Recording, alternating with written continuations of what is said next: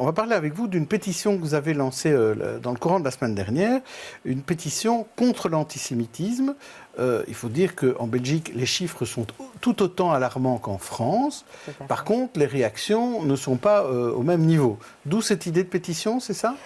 Mais oui, je pensais que c'était important à un moment donné de prendre position et de dire ça ne va plus. Il faut dire non à l'antisémitisme. Et donc j'ai contacté une série de personnalités qui ont tout de suite dit ben voilà, nous on co-signe, on est les premiers signataires avec toi, de Sam Touzani, les frères Dardenne, Jean-Claude Daoust, des féministes, Isabella Lenarduzzi, Sylvie Losberg, Béatrice Colligny. Et donc c'est vraiment, enfin, Guy Archer, Joël Kotek, et donc ce sont vraiment des personnalités, une vingtaine, qui ont dit voilà, et Pierre Mertens, pour ne pas l'oublier, qui ont décidé de co-signer ça avec moi et de lancer ça. D'abord, ça a été publié comme carte blanche dans Le Soir, et puis d'ouvrir à signature, parce que beaucoup de gens m'ont dit tout de suite c'est formidable, on veut co-signer. Et donc c'est vrai qu'en moins de 3 jours, on est à presque 1100 signatures et ça continue à circuler assez bien. Mais on a vu en France que là, c'est plutôt les partis politiques et donc les non-juifs qui ont réagi. Une grande manif organisée à Paris, c'était le Parti socialiste là-bas qui avait lancé ça et tous les autres partis ont suivi. Pourquoi en Belgique, le MR ou le PS ne lance pas l'idée d'une grande manif aussi ? Alors, ça, pourquoi on ne lance pas l'idée d'une grande manifestation ? Sans doute parce que les faits se sont déroulés, les faits qui ont créé le choc se sont déroulés en France par rapport à un philosophe français à qui, voilà, sur fond de confusion, on s'est trouvé insulté avec des propos antisionistes, le renvoyant à Tel Aviv alors qu'il est né en France. Et donc, c'est de l'antisémitisme ou de l'antisionisme, ça ? Alors justement. Alors là, c'est clairement de l'antisémitisme. D'ailleurs, la manifestation l'a clairement énoncé comme tel, parce que tenir des propos antisionistes, c'est pas tenir des propos qui sont, et ça on le dit dans la carte blanche, c'est pas tenir des propos critiques à l'égard d'une politique d'un gouvernement. Quand on est critique vis-à-vis de la politique de Trump, les gens tout à coup ne se disent pas anti-américains. Quand on est critique vis-à-vis de la politique d'un gouvernement d'un autre pays européen, tout à coup on ne se dit pas anti-français ou anti... que sais-je, suisse ou anti-allemand. On dit, voilà, on critique la politique d'un gouvernement. Donc l'antisionisme n'a rien à voir avec cette critique.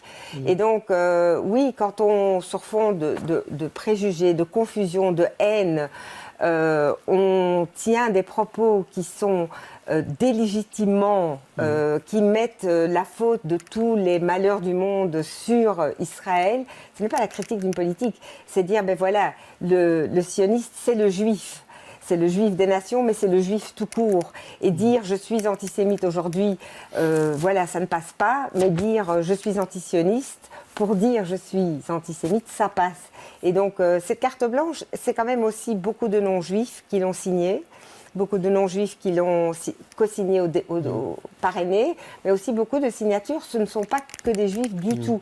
Et donc, pourquoi ? Parce que l'antisémitisme n'est pas le problème des juifs, c'est le problème de la démocratie, c'est le problème de nos sociétés. Ça commence souvent par les juifs, ça ne termine pas par les juifs.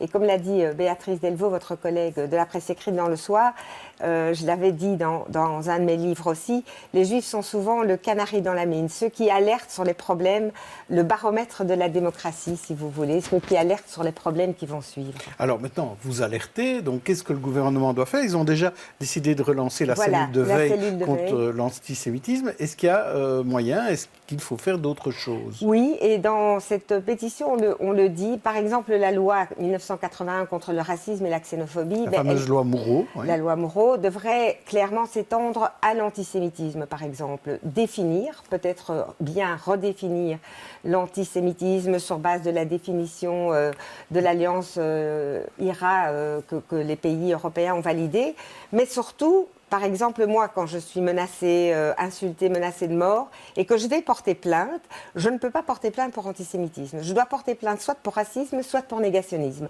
Parce que la codification pour antisémitisme n'existe pas.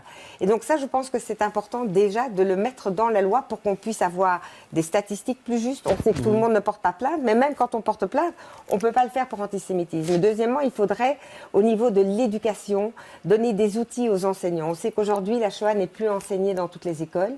Et donc, il faudrait donner des outils aux enseignants pour qu'ils puissent travailler sur ces préjugés, pour qu'ils puissent travailler sur le développement de ces haines, en se réaccaparant l'histoire de l'Europe, parce que l'Europe s'est quand même construite sur les cendres d'Auschwitz et du plus jamais ça, qu'on puisse retravailler ça avec les élèves pour combattre ces préjugés.